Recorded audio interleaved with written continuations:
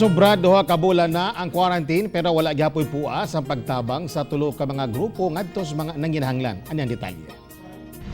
Ang Filipino-Chinese Firefighters Incorporated ug Davao City Public Safety Forum mga lagyong dapit ang ginabisita.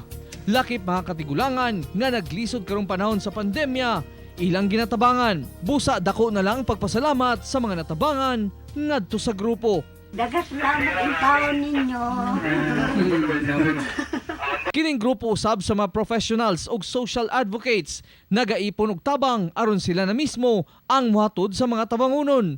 Ang simpleng panawagan sa grupo kaniadto ni dako og nangabot ang tabang aron ihatag sa daghang nanginahanglan. Kami nagawhag na kaning atong crisis na ginagyan karon malagpasan nato ni pinaagi sa panaghiusa kay kanitanan we can do this together, we can heal the world together. Ang 22 2nd Infantry Brigade usab nga mga reservists padayon ang pagtuyok aron makahatag og relief packs sa mga naglisod nga residente. Dulan 70 ka mga banay ang ilang ginatabangan sa mataglakaw sa grupo. Kaninyong tanan sa walay puas nga pagtabang, taghang salamat kapuso. Ako si Real Soroche para sa One Mindanao.